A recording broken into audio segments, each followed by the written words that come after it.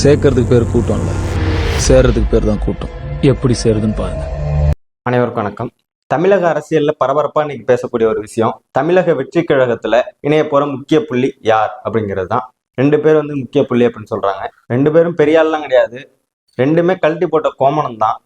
காலையில என்ன விளையாட்டு காட்டுறாங்க, எப்படி எல்லாம் சோதிக்கிறாங்க, பொழுது விடிய விட மாட்டேங்கிறாங்களே ஐயா.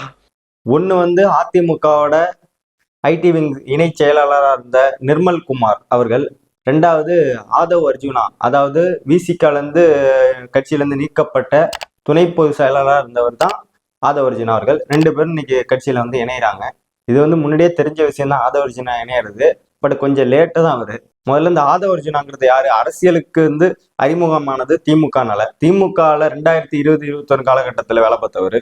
தேர்தல் வியூக வகுப்பாளரா துணை வகுப்பாளரா வேலை பார்த்தாரு. அதுக்கப்புறம் அந்த கட்சியில இருந்து நீங்கி திரும்ப வந்து விசிகால சேர்ந்து துணை பொதுச் செயலாளராக மாநில மாநாட்டில் வந்து அவங்களோட மாநில மாநாட்டில் வந்து அறிவிக்கப்பட்டார். அவர் வந்து அரசியல் வந்ததுக்கு காரணம் ஒன்று சொன்னாரு. அது என்ன காரணம்னா, காலனி என்கிறத வச்சு ஒரு சமூகத்தை ஒடுக்கப்படுறாங்க, அதை நான் உடைக்கிறதுக்கு தான் வந்திருக்கேன்னு சொன்னாரு. ஆனா அதை உடைக்கிறதுக்கு வந்தாரோ இல்லையா, ஆனா திமுக விசிகா கூட்டணியை உடைக்க எவ்வளவோ முயற்சி பண்ணாரு. பிஜேபி ஆளுங்கெல்லாம் சொல்லி ஆரம்பிச்சாங்களா என்னன்னு தெரியல, ரொம்ப முயற்சி பண்ணாரு. ஒண்ணுமே முடியாத கட்டத்துல விஜயோட போய் சேர்ந்துட்டாரு.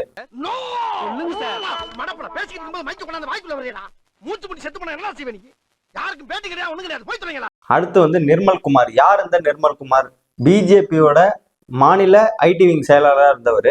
அங்கேருந்து எச்சு துப்புனது மாதிரி, இந்த பீடா போட்டவன் வாய் மாரி அங்கேருந்து அண்ணாமலை துப்புனதுக்கு அப்புறம் நேராக வந்து அதிமுக, அதான் அங்கேயும் இங்கேயும் ஒரே கட்சி தானே, அதனால அங்கே சேர்ந்தாரு.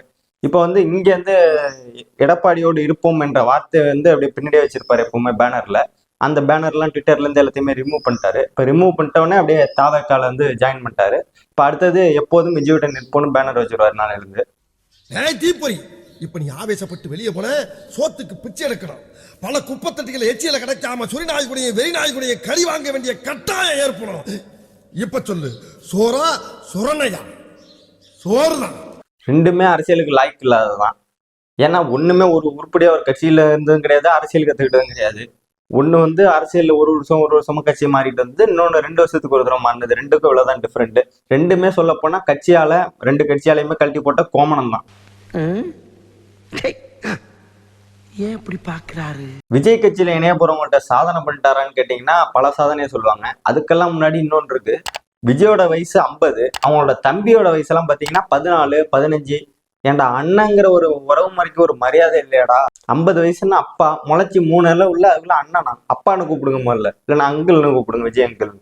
டுங்கிளே அங்கிளே சூப்பர் ஸ்டார் ஔவையார் மாமியார் ஹவ் ஆர் யூ அப்பா ஸ்கை டைமண்ட் பாபு. விஜய் பண்ண பல சாதனை இருக்குன்னு சொல்றாங்க. என்னன்னு கேட்டோம்னா, திரிஷா அணியோட ஆடின தான். திரிஷா அணியோட ஆடுறது பெரிய விஷயமா? எங்களுக்கும் ஆட தெரியும், என்ன திரிஷா தான் பக்கத்துல இல்ல.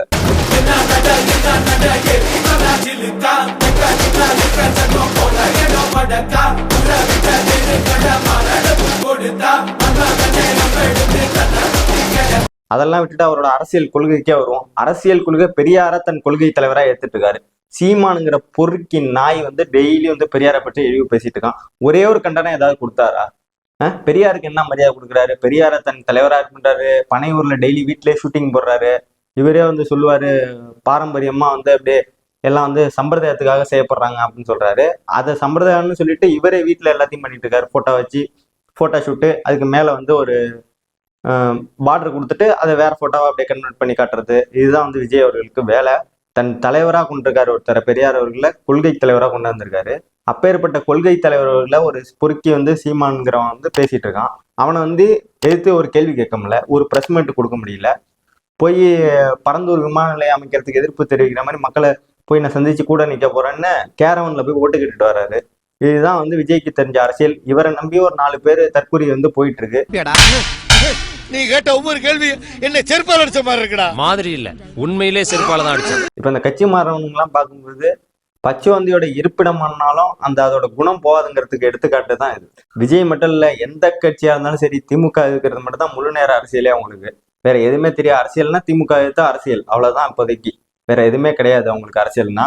அதே போல திமுக எதுக்க நினைக்கிற அத்தனை பேருக்கும் நான் ஒன்று சொல்லிக்கிறேன், இது திமுக சாம்ராஜ்யம்னு சொல்றதை விட தி முக சாம்ராஜ்யம், அதாவது தி முத்துவேல் கருணாநிதியுடைய சாம்ராஜ்யம் எந்த கொம்பனாலும் அசைத்து கூட பார்க்க முடியாது. இந்த இயக்கத்தை அழித்து விடலாம், ஒழித்து விடலாம் என்று சிலர் நினைக்கிறார்கள். அவர்களுக்கும் சொல்லிக் கொள்கிறேன், திமுக ஒரு பழங்காட்டு நரி, எந்த சலசலப்புக்கும் அஞ்சாது. என் போன்ற கடைமட்ட தொண்டர்கள் இருக்கின்ற வரையில் இந்த இயக்கத்தை அழித்து பார்க்கல, தொட்டு பார்க்க கூட முடியாது.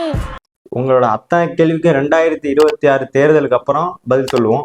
அது தமிழக மக்களோட ஓட்டு உரிமையாலேயே பதில் சொல்லுவோம். வெல்வோம் 200, படைப்போம் வரலாறு. இது தொடரும்.